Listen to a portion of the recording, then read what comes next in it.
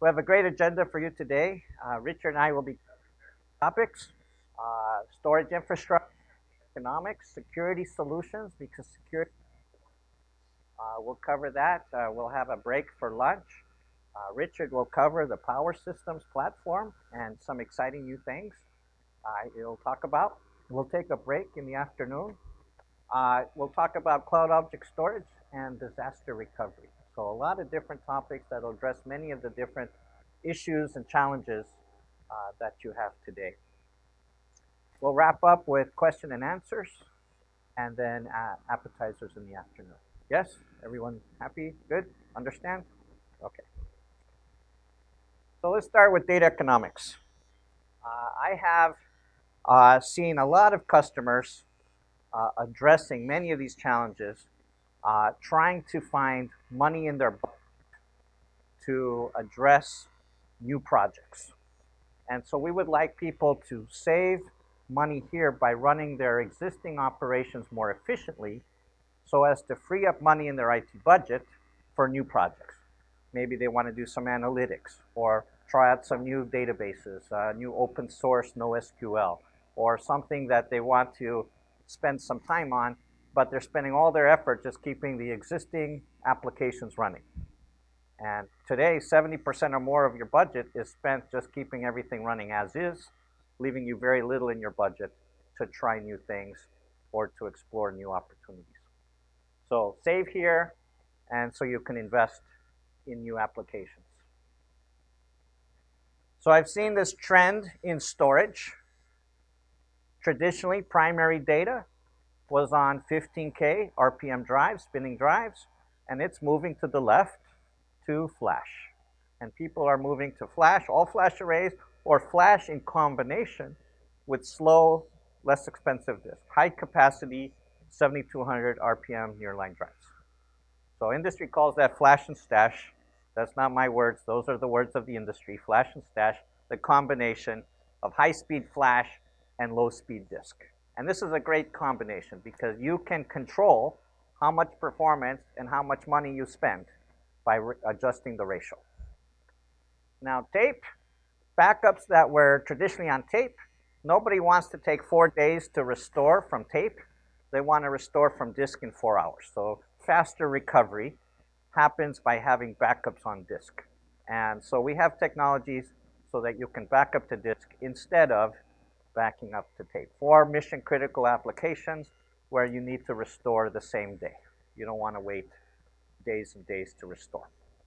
Now, the industry last year sold more petabytes of tape than disk last year. More tape than disk.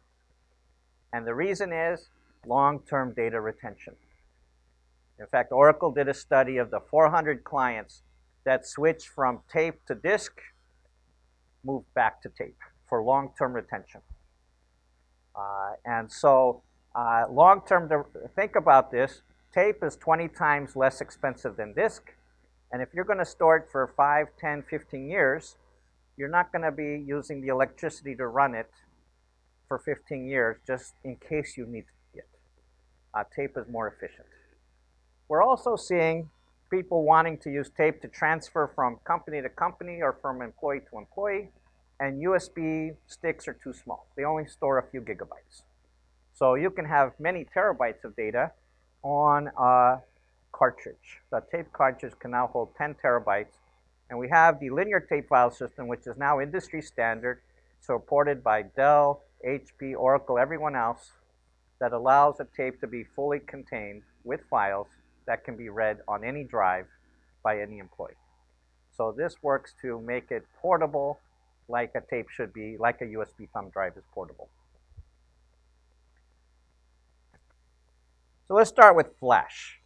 A lot of people are excited about flash because it gives you memory-like performance at disk-like capacity. Memory, DRAM memory is very expensive and it's getting more expensive, but flash is less expensive.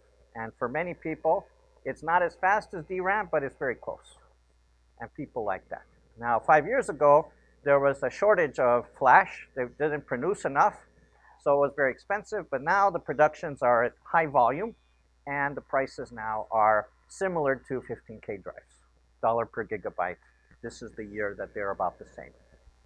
So now, if you were thinking of buying a new array with 15K drives, you might get the same price buying with flash instead. 3 ways we can package flash. You can package flash as memory. So it pretends to be a DIMM, and this is how every laptop boots up. Your BIOS is on flash, stored permanently in read-only memory on flash. And if you need to change your BIOS, you can do that. You can update the BIOS and make that happen. However, it's disruptive to change the memory. You don't do this while you're running an application. You have to stop the application, change the memory, and start it back up again. So for enterprises, we focus on PCI boards or solid-state drives. And the solid-state drive is flash pretending to be a disk. That's basically the difference between a board and a drive. So IBM has a huge collection of all flash arrays for different purposes, for different types of workloads. We'll cover the DS8000.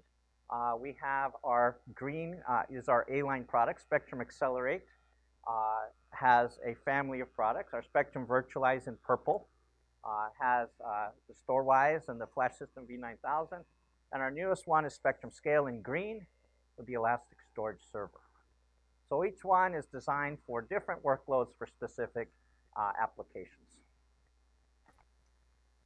So let's take a look at the Flash System 900. And why is a card better than a drive? And this is important to understand because IBM offers both cards and drives, and many of our competitors either or. And we're about 1 millisecond response time latency for a solid-state drive. We're 100 to 200 microseconds with a card. Why is it so much faster? Well, with a drive, it has to pretend to be a spinning drive. So it might get a command that says, move the read-write arm to the outer edge of the circle. On a spinning drive, that makes sense. On a solid-state drive, it says, okay, I will do it for you, and comes back, okay, it's finished, but it didn't do anything because there is no platter and there is no read-write arm. And then it says, okay, now that you're on the outer edge, move 5 rings in. Again, it says, okay, and it's finished, but there's nothing to do. Eventually, it gets to the point where it's at the spot it needs to read or write a block. Well, we don't have to do those extra commands. We just say read block 52, and we know exactly what to do. Because it's a card, we know it's flash. It's not pretending to be a disk. We can treat it as flash specifically. And that drastically reduces the amount of time it takes to read and write data. We have the Flash System 9, where we take 12 boards in a 2U drawer, and this gives us up to 57 terabytes in a single 2U drawer. Extremely low latency drives, which allow us to boost the performance of your applications, specifically on any platform, whether it's x86 or AIX or IBM I. We can run this. Over 1 million IOPS on a single drawer. So why is this important? For example, let's say you are running an Oracle application. And normally, the application sets up the I/O, 100 microseconds, 5 milliseconds for a normal disk drive to process the I/O, and then 100 microseconds to process the result. In this environment, you're only using 4% of the CPU. Most of the time, 96% of the time, the CPU is doing nothing, waiting for the I/O. And this is a real problem because CPUs have gotten better and better over the last 10 years, and disk drives have not. They've been about the same speed for the last 10 years. If we can shrink this to 200 microseconds, 100 microseconds to process, 200 microseconds to do the I/O, 100 microseconds to get the result, now I'm 50% CPU. I can drastically reduce my Oracle licenses, the number of servers, the number of CPU cores, just by changing from disk to flash. In fact, this has a huge impact to the total cost of ownership for flash. by being able to reduce these other costs. If you have Oracle, I just use this as an example. It also works with SAP or DB2 or anyone else. But for Oracle, they have AWR reports, and you can collect these from your Oracle system today, send them to IBM or to ITCPR, and they will analyze them and tell you how much benefit you would get from Flash before you buy the Flash, eliminating the questions, will this make a difference for me? We can give you the lowest latency for Oracle, and we have proven it with many clients, with Oracle, with SAP, with DB2, a variety of workloads, significant improvements in performance. We're able to take the AWR reports and analyze exactly how you're currently using your Oracle, identify the reads and the writes, how big the block sizes are, and where you're spending all your time. Is it in computations? Is it in reading? Is it in writing? Is it in waiting? Most of the time you're spending waiting. And that we can identify and make the calculations to do the estimates. So here's an example. The top one was the client was getting about 13 millisecond response time, and they spent all their time waiting. They only got 1.8% of the CPU busy doing real work. 1.8%. We put in a flash system. They now have 9 times more work done and 17% CPU. Huge improvement without changing the application, without doing any types of analysis. We were able to just boost on the same server a drastic enhancement by switching to flash. Wikibon did a study. They interviewed and analyzed several customers using flash, and they found that overall they saved 30% of their costs by switching to flash. And this was when flash was more expensive than disk. Now flash is the same price as disk. So the benefits are even greater. But the big savings was lower software license costs. Software license costs is where everybody's spending their money. Also, by moving to flash, they can now fill their disks more full and get more advantage of their disks for other things. Fewer servers, less electricity costs, power and cooling, because spinning drives consume a lot of wattage, kVA. You don't have that with solid-state drives. So let's take a look at the family of products. First one is the DS8000. It supports the mainframe, System Z. It also supports power systems, IBM I, AIX, Linux, and all your x86 platforms. We have our all-flash arrays. They end with the letter F, F for flash.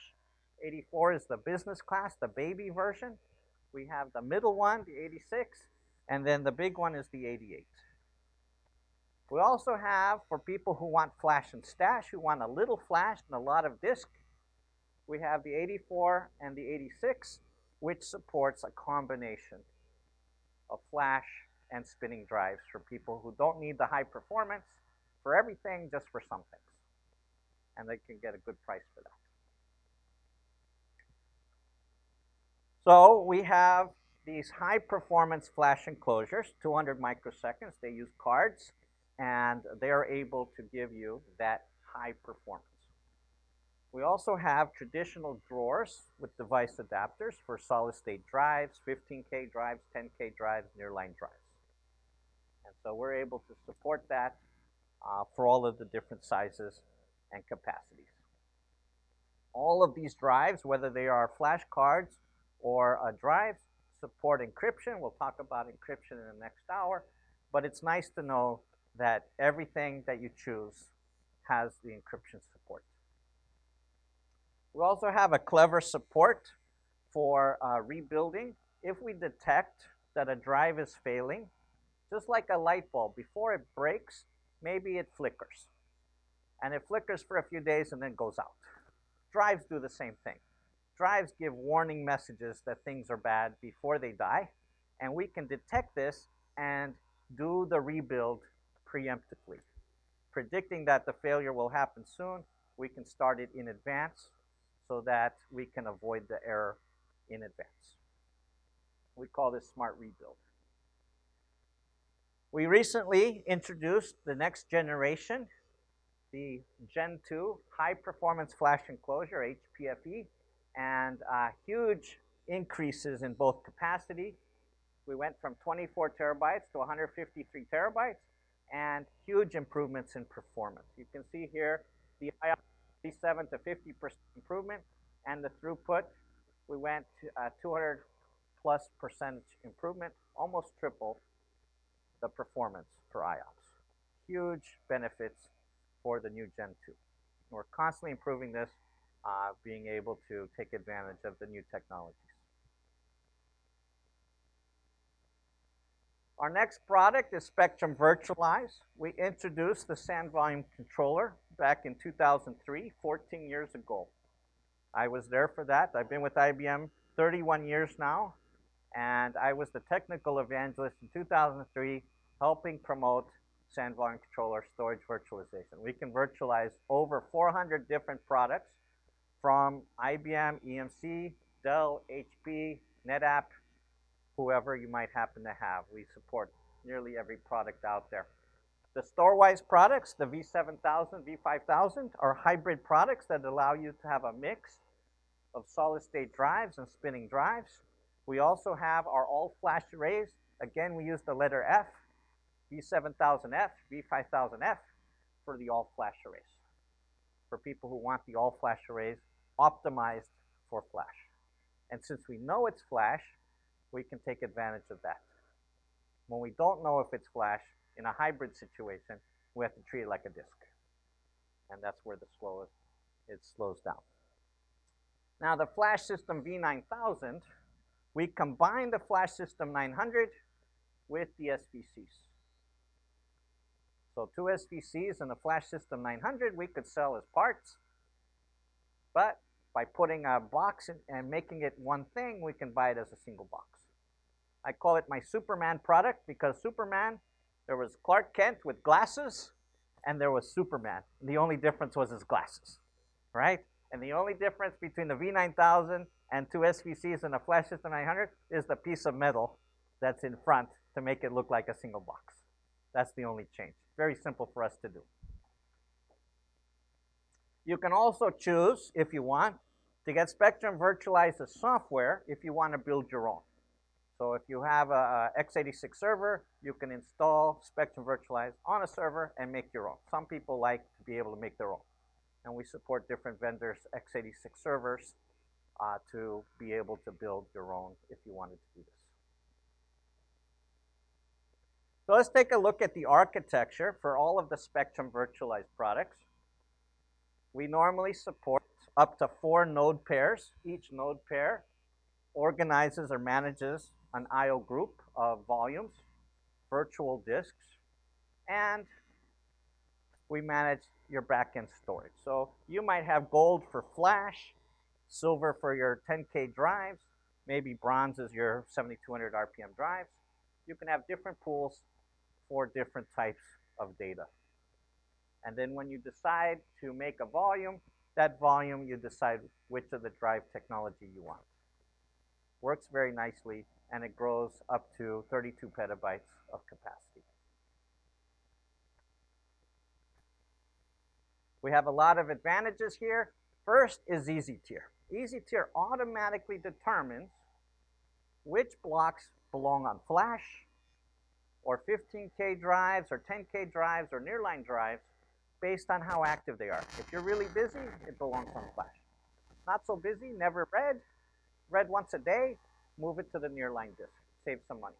So Easy Tier automatically tiers it for you, so you don't have to move things manually. Then provisioning and real-time compression. The real-time compression is the best in the industry because we collaborated with Intel to create the Quick Assist coprocessor. The coprocessor allows us to do compression 20 times faster than anyone else who does software compression because the chip does the compression for us. And we developed this chip with Intel and created it. you can get up to 80% savings of your capacity. So instead of 10 terabytes, it only takes up 2 terabytes. That's a 5-to-1 compression for active workloads like databases, virtual machines, virtual desktops. So huge improvements in capacity without sacrificing your performance. And then we have data at rest encryption, because so critical to have your data encrypted. We'll talk about that in the next hour, but we can incorporate encryption on both the IBM drives as well as any of the 400 devices that you happen to have. We can encrypt on that too. So even if you have a device that's older, doesn't have the encryption feature natively in the box, you can do this. So let's take a look at some results. Databases like DB2 and Oracle, typically 80% savings. Virtual machines, Windows and Linux guest images, maybe 50 to 70%. That's still 2-to-1, 3-to-1. Now, Microsoft Office was interesting. The Office 2003 format for PowerPoint and Excel had a lot of empty spaces. So we were able to get 60% savings. And then Microsoft fixed the format so that it wasn't full of spaces, and now it's only 20%. And I tell people, if you're only getting 20% savings, don't waste your time doing compression. You're not going to get enough benefit for that. Usually 40%, 50% is where I tell people that's when you turn on compression. CAD/CAM, if you're doing engineering blueprints or you're manufacturing or architecture or buildings, CAD/CAM drawings, 70%, 3-to-1. Now, you're probably thinking, I have a mix of data. I don't know how much compression I have. We have a great tool called the Comprestimator. You can download it for free and analyze your own data and decide for yourself how much compression you would have. And we use this to guarantee the results. So if it tells you 50% savings, we will put a guarantee you'll get 50% savings. It's a very accurate tool. Works very well. It consistently shows the correct estimate for compression. This tool is also built into all of the Spectrum Virtualized products. So if you're using Spectrum Virtualized today, as Storewise or SVC, and you want to see how much compression will save you, you can just say, show me the compression, and we'll run the tool. It's integrated into Spectrum Virtualized already.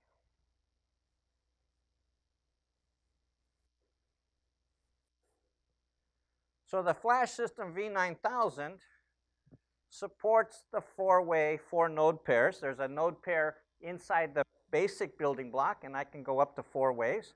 I can also have up to 20 enclosures attached to that, directly cabled to the building block. I have special pricing to allow you to have 4 flash enclosures for added performance, and you can have your different devices all connected into one huge system. A lot easier to manage than individual islands of storage.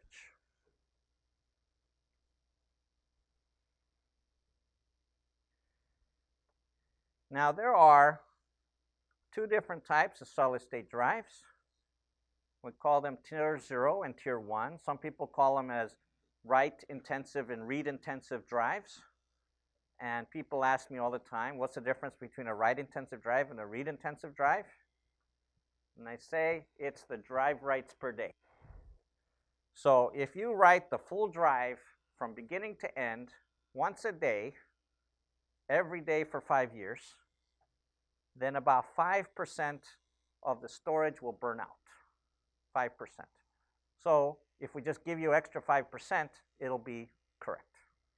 So if we have 1,050 gigabytes and we sell it as 1,000 gigabytes, 1 drive write per day. If we want to support 10 drive writes per day, we have to give you 50% extra. But all we do is just sell it as a 700 gig drive with 350 gig of extra space. And now it'll always be 700 gigabytes because the 1,050 over the course of 5 years will burn down to 700 gigabytes. So it's the same technology. It's just how much extra space we give you. All right? So you can save a lot of money buying it as a 1,000 gig drive instead of a 700 gig drive. And about 90% of your workloads would work with 1 drive write per day. The other 10% might need that tier 0 higher capability drive. Let's take a look at how you would grow your store-wise. This is a store-wise V7000. You would start with a controller, and it can have a mix of solid-state drives. And you can see here, I have 400, 800, 1600, and 3200 gigabyte tier 0 write-intensive drives. I also have much larger capacity, up to 15 terabyte read-intensive drives. And I can mix and match with 15K, 10K, and nearline all on the same drawer in the controller. And I can virtualize over 400 devices. Now, if I want more space, I can add up to 40 U of enclosures. And that's either 2 U's or 5 U's combined to be 40 U. I can go up to 4 node pairs, as with the architecture, and those can have a mix and match of enclosures as well. So this is a way to start small and grow big without ever having to change or move your architecture.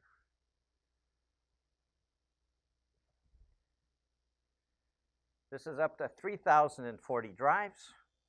So imagine you can start with 1 drive and go to 3,000 drives as you grow.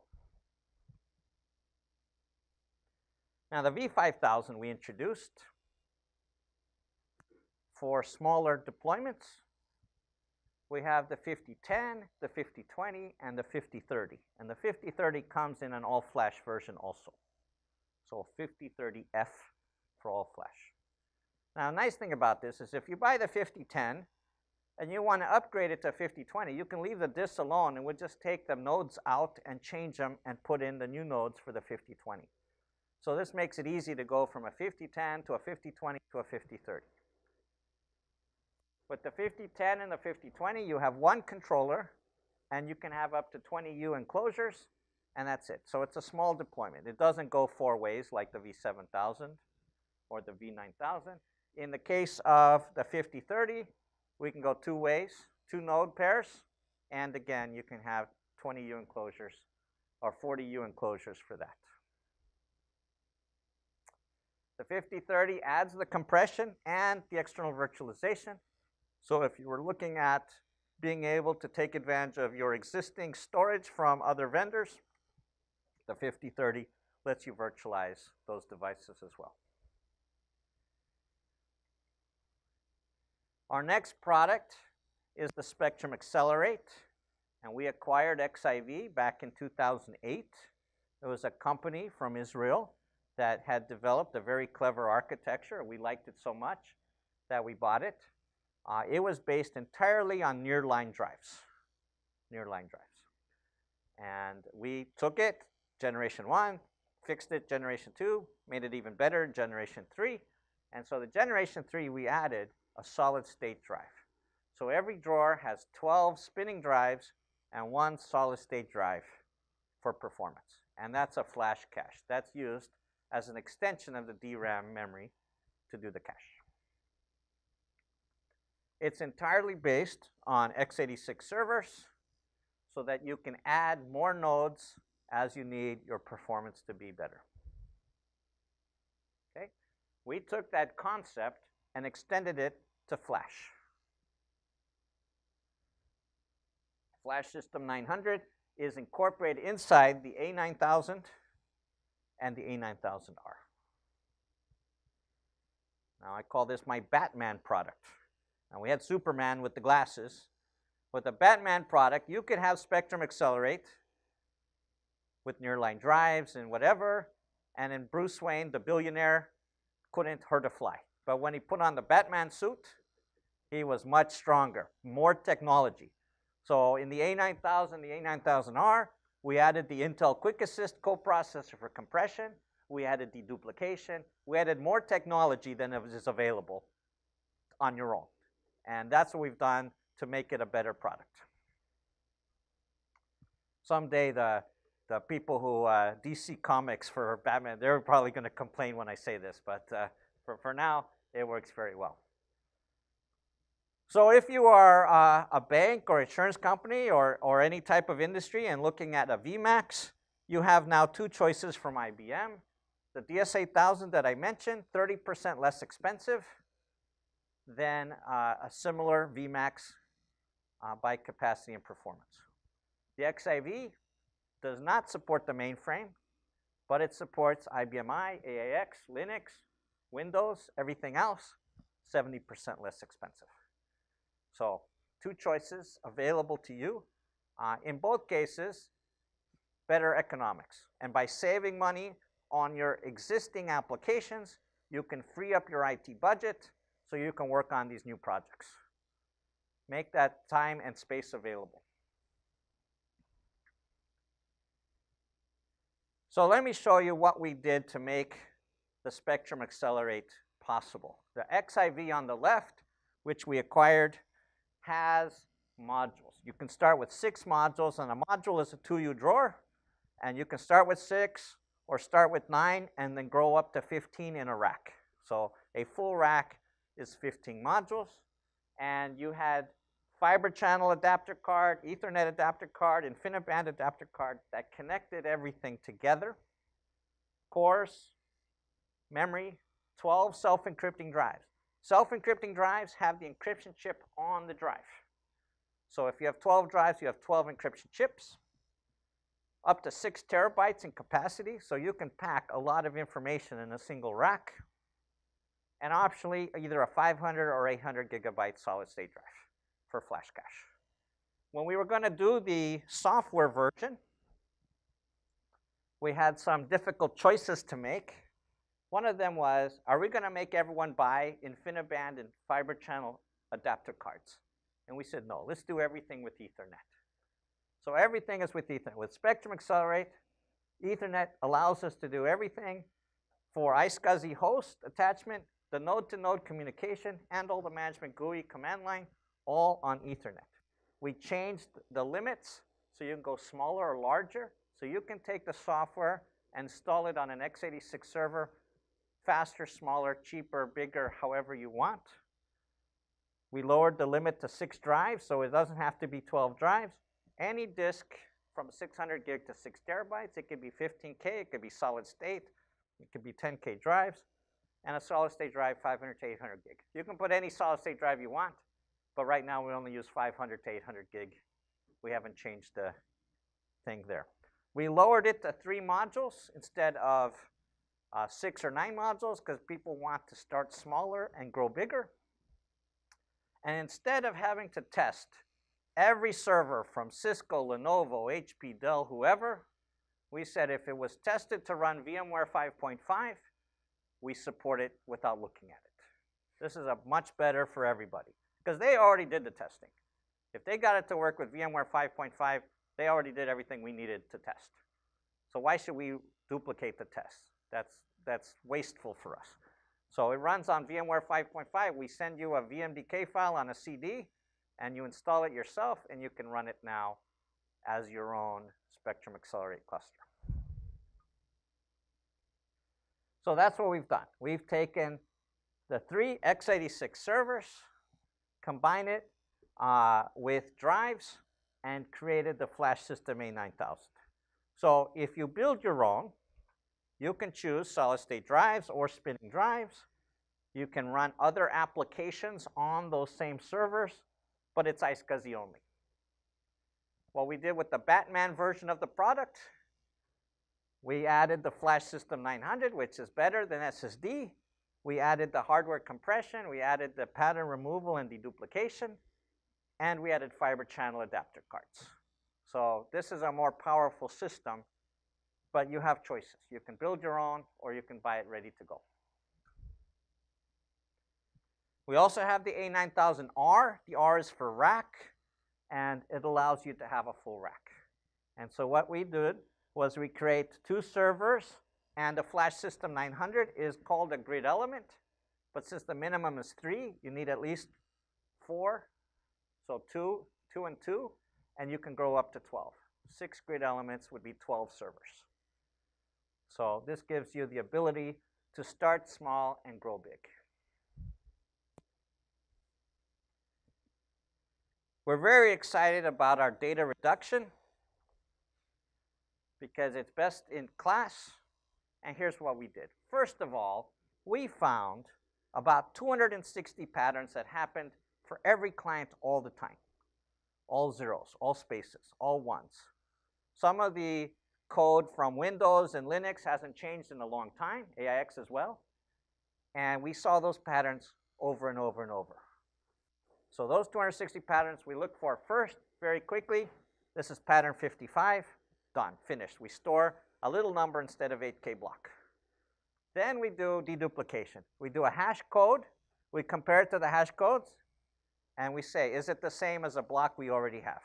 If it is, point to that. If it's unique, we store the unique block. And then finally, if it's unique, we use compression. And we use the quick assist to do it 20 times faster than everyone else so that we can do it very quickly. And the end result, huge compression. So let's take a look at how that works. For virtual desktops, I took 100 Windows desktops, 16 gigabytes each, and I got it to collapse down to 50 gigabytes. Instead of 1,600 gigabytes, 50 gigabytes. 33 to 1 reduction because of deduplication. All of that, they found the same Windows files easily deduplicated. If we have KVM with Linux guest running different applications, well, the Linux is the same, but the application is different. So we only got about 7.2x. Not bad, but not as much as 33x. If you're going to store customer data, if you're going to do applications that are different, that's going to happen. And then databases, you can see, almost have zero benefit with deduplication. I had to go to 1.02x to show that it was almost no benefit. But it was all unique blocks. It compressed very well, and so we got compression. So this is a nice solution because it can be used for virtual desktops and virtual machines, and also used for databases and other things. So being able to combine deduplication and compression together gives us something that can consolidate different workloads. The last one is the elastic storage server with Spectrum Scale. Spectrum Scale is the new name of GPFS file system, General Parallel File System. And the problem with General Parallel File System was that the name was boring. Right? It's a terrible name. And GPFS ended with the letters FS. So guilt by association. Oh, I already have DFS or AFS or ZFS or XFS. Why do I need another FS? And this is so much different than a file system that by renaming it to Spectrum Scale, we actually identify it as not just a file system. It does objects, it does volumes, it does a variety of other things, integrating a lot of features and functions. So I'm very happy that we renamed it. Hugely scalable. We can have up to 900 quintillion files, 2 to the 64, a huge number of files that you can have in the file system. We have customers running either Power or x86 with petabytes and petabytes in a single file system. Very fast, high performance, hundreds of gigabytes per second performance on a file. And we have over 5,000 clients running with this in a variety of industries. Financial services, healthcare, high-performance computing, analytics, all kinds of uses for this. And we've had the product since 1998. So it's almost 20 years old. So people haven't heard about it because it's a brand new name, but GPFS everyone has heard about.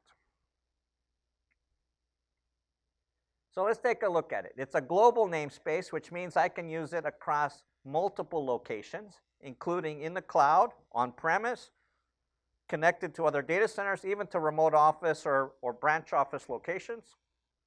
I can have one big file system, or I can divide it to 256 smaller file systems, which might make it easier for administration to have different file systems for different departments or different geographies, however you organize your business. And then we can even divide a file system into tree branches, and each tree branch is called a file set, which can have its own quotas, its own policies.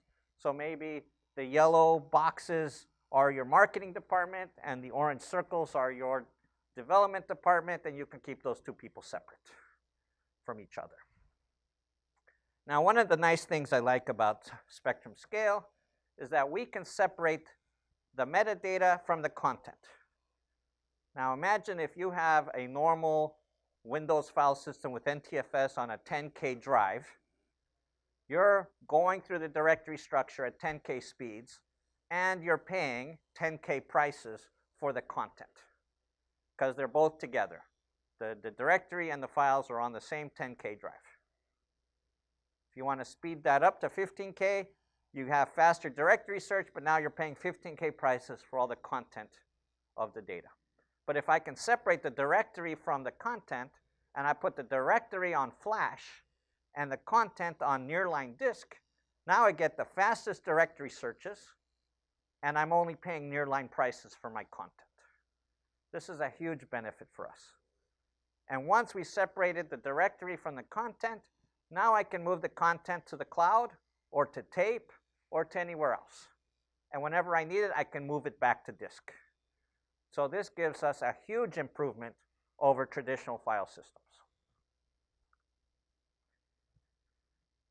Our Elastic Storage Server takes the software and installs it on Power servers combined with disk. So the GS models, S for small, uses the 2U drawers, 24 drives, 2.5-inch size, and they're able to either be all solid-state drives or 2 solid-state drives for performance and 22 spinning disk for flash and stash, hybrid. The L models is larger, 4U, 60 drives. So GL models, and here you just count the drawers. 1, 2, 3, 4, that's a GL4. 1, 2, 3, 4, 5, 6, that's a GS6. Now, when they came out with the second generation of large drives, 5U with 84 drives, what do we call it? Huge? Big? I mean, what's bigger than large? Extra large? Maybe we use the letter X. So we decided instead to put S for second generation. So GLXS, second generation. 84 drives, 5U drawers. Even better. And a combination of solid state and nearline drives. So this GLS models are now replacing the older GL models. Key advantage is that instead of having traditional RAID 5, which can be a problem for rebuilds, because rebuilds can take days now with large capacity drives, we took out the dedicated RAID controller and implemented software RAID, and we have RAID 6 distributed as well as erasure coding 8+3. We can lose 3 drives and still not lose any data. You can't get that on a chip, so we had to implement this as software. But this has the advantage that it drastically reduced the cost because it took out the specialized hardware, and now we can do it entirely with standardized servers and standardized JBOD drawers.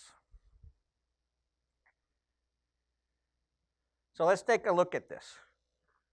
Let's say that I can lose up to 3 drives. Well, when I lose my first drive, how much do I spend on rebuild? I can do it in the background. There's no hurry because I can lose 2 more drives before failing. So I do it in the background, no impact to your application. If I lose a second drive, again, still in the background because I can lose another drive and still not lose any data. Now, if I lose 3 drives, now I have to worry. And in this case here, we spent 4 minutes changing it from a 3-drive failure to a 2-drive failure, and then we're back to background tasks. So it only impacted the application for 4 minutes. Normally, in a traditional rebuild, you're affecting the performance for hours or days during a rebuild process. And we've got it down to the minimal impact to your application. Now, you might be thinking, if I only buy a GL6 or a GS6, then what? I can't grow it. 6 is the most it goes. Well, you just add more. The beauty of this design is that you just buy them next to each other. So maybe this is the one you bought in 2015, and this is the one you buy in 2016, and now this year, 2017, you buy another one. And they are all connected, side by side. And so your application reads the data across all your ESSs, whether it's for analytics or for databases, whatever, high performance because it's doing everything in parallel across all the drives.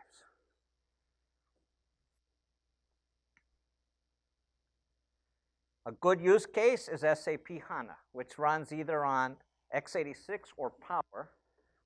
And with x86, you can run SAP HANA on Spectrum Scale, built-in drives to an x86 server, or you can use the ESS, which has Spectrum Scale inside.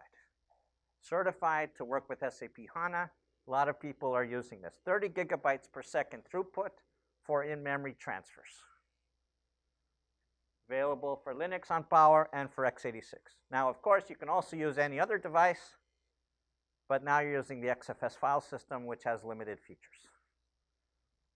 But we support a variety of options and choices for SAP HANA, and a lot of people are running SAP HANA on Linux with Power instead of Linux on x86, because Linux on Power gives you much better price performance, which Richard will cover.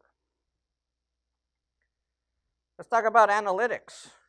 How many people are looking at Hadoop or Spark or any types of changes? Anybody? No? No Hadoop? No analytics? A lot of people are looking at how they can use analytics to improve their environment. And today this means ingesting for hours or days information stored somewhere else into the HDFS file system.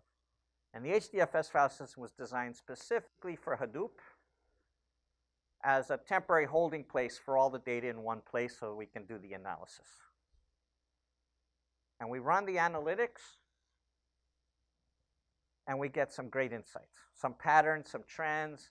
Maybe we discover how we can do things differently, or some new ideas about our clients or your account holders.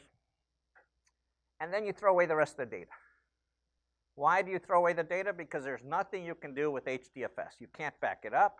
You can't do disaster recovery. You can't run applications against it. Once you analyze it, it's used.